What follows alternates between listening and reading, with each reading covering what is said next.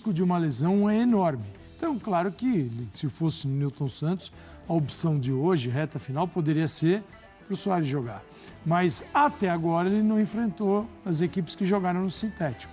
Então, existe uma teoria de conspiração aí rolando, né? Tudo para prejudicar o Botafogo, a arbitragem e tal.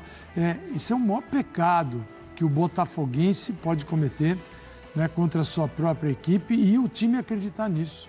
Porque quem tirou o jogo do Nilton Santos não foi ninguém. Nenhum árbitro. Exato. Nada, né? Quem tirou foi o Botafogo, que entendeu que seria lucrativo ceder para um show. Tá tudo certo. E o Soares jogou, só que o Soares jogou e fez 3 gols. O Grêmio o Grêmio toma muitos gols no campeonato. Sim. Fosse o Grêmio uma equipe um pouquinho mais consistente, não estou falando muito, estou falando um pouquinho consistente no Campeonato Brasileiro, a quantidade 48. De gols do Grêmio é um negócio absurdo. 48 gols sofridos. É o melhor ataque da competição. O Grêmio, então, assim, ele tem um saldo de gols ainda interessante, mas as coisas ficam muito vivas, né, no jogo de hoje. Agora, tem o jogo do Grêmio e tem o jogo do Botafogo. E entre um e o outro sai uma partida de futebol, porque é feita de 2 equipes, né? Agora, o time do Botafogo teve um primeiro turno inigualável, talvez, e o segundo turno é um segundo turno de equipe rebaixada. Sim. A pontuação é de zona do rebaixamento. Então, isso revela o quê? Que tem alguém trabalhando contra o Botafogo? Não. O Botafogo ruiu emocionalmente. O Botafogo sentiu que aquilo que produziu era demais para suportar no segundo turno e não conseguiu. Isso é evidente, o futebol é feito disso. O futebol é um jogo ainda que está aqui dentro da cabeça dos jogadores. E o Botafogo não suportou, porque sair de um 3-0 numa quarta-feira para um 4-3 e hoje inicia o segundo tempo marcando 3-1 no primeiro minuto. Aí leva um gol aos 5, aos 8 e leva outro aos 24. Aí é demais, né? Estamos vendo os gols, melhores momentos, já vamos a São Januário com toda a repercussão desta partida. O Grêmio virou para cima do Botafogo, já também teremos a classificação. Zupac, aliás, até pedindo para a produção, acabando os melhores momentos, já podem colocar a ficha técnica do jogo, porque eu vou passar a bola aqui para o Zupac para não ter que interromper o homem. O que te chamou mais atenção do ponto de vista coletivo e individual? No momento de alta do Botafogo, como você disse, o Botafogo teve momentos muito bons na partida. Exato. Muito bom. Não é que começou no minuto 0 já com aquele fantasma, você fala, não... Eu até olhei e falei, cara, está acontecendo, eles estão levantando, olha o Roque Balboa de pé. No intervalo do jogo, eu estava me preparando para fazer um programa dizendo, nossa, o Botafogo não sentiu como eu achei que fosse sentir. O Botafogo deu a resposta. Essa era a minha preparação até os 46 minutos, quando o Marlon Freitas faz 3-1. Só que a maneira que o roteiro se repete e a maneira que o Botafogo desmancha após o primeiro gol do Luis Soares, isso me chamou muito a atenção. E aí...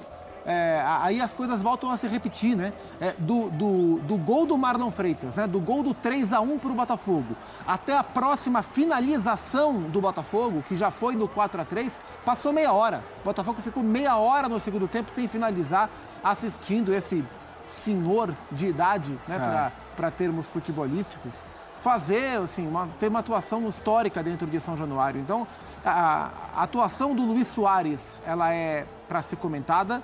Agora, a maneira que o Botafogo derreteu em 20 minutos é um negócio que é difícil até de explicar, porque a gente pode olhar, mas essa alteração aqui prejudicou, esse movimento tático desfavoreceu, mas quando a coisa acontece de maneira repetida, como ela aconteceu, não tem como não olhar para o aspecto emocional, né? E depois de 2 pancadas como essa, dessa maneira, eu fico muito curioso para ver qual vai ser agora a resposta do Botafogo. Que tipo de reação vai ter? Como é que sobrevive emocionalmente um time que toma 2-4-3 dentro de casa, da maneira que foi, e vê não só o Palmeiras empatar, vê o Grêmio empatar, vê o Flamengo se aproximar, para sorte do Botafogo.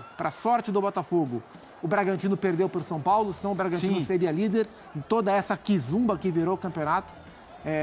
Não sei, o Botafogo vai manter o Lúcio Flávio assim, o Botafogo vai contratar um técnico de emergência para terminar o campeonato. Tem muita coisa para a gente ver. É um derretimento histórico mesmo para o Botafogo e muito triste, para o seu torcedor. O Calçado, a gente quando vê a tela de jogo, às vezes a tela não diz rigorosamente nada. A pergunta que eu faço para você, a gente vê percentual de posse de bola, chutes, tudo muito próximo, né? Grande chance 6-3, mas assim, chutes 6-5. Essa tela representa mais ou menos o que foi o jogo? Assim, houve equilíbrio ou pegando a minutagem você viu um lado melhor que o outro? Essa tela esconde um nome que chama Luis Soares, né? Se você olha para os números, você não vê grandes diferenças, bolas recuperadas, grandes chances do Grêmio numa quantidade superior. Mas o Luis Soares foi fundamental. O Luis Soares é impressionante, né? Ele está ali, você fala, às vezes ele dá uma mancada, né? Não tá ali. Você olha, não é que você não dá muita coisa, mas você sabe que não é um atacante que está no auge da sua carreira.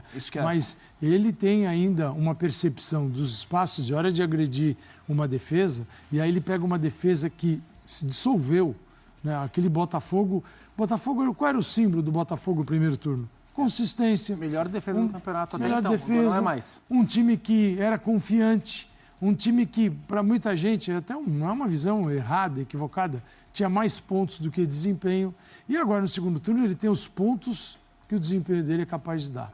Mas o Grêmio mostrou o quê? Um Luizito Soares, que é um jogador ainda pro futebol brasileiro, muito acima da média. E hoje ele foi perfeito. Sem Luis Soares, como seria o Grêmio? Teria muito mais dificuldades, obviamente. E o Soares resolveu a partida com 3 gols, né? Só para a gente não ficar só no Luis Soares, no intervalo o Renato faz 2 trocas. O Ferreirinha. E coloca o Cristaldo e coloca o Ferreirinha. O Ferreirinha participa dos dois, do segundo gol e do terceiro gol. Né? No segundo gol, o Ferreirinha na mesma posição, aquela pontinha esquerda ali trazendo para dentro. Né? No segundo gol, ele traz para dentro, bate ao rebote, o Soares faz. A bola sobra para o Soares, ele corta para dentro e faz. E no terceiro gol, ele dá um lançamento belíssimo também para o Aí ele chuta, a bola sobra para o Luis Soares em condição legal. O drible do Soares e a batida seca, coisa de quem sabe muito, né? Coisa de gênio. A gente tem muito o que falar desse cara. Acho que esse cara tem que entrar na discussão de craque do campeonato, não por causa de hoje, mas pelo que ele faz. Os números do Soares são impressionantes dentro do campeonato. E o terceiro gol, o Ferreirinha de novo na mesma condição, na mesma faixa de campo, faz o cruzamento e o Luizito marca mais.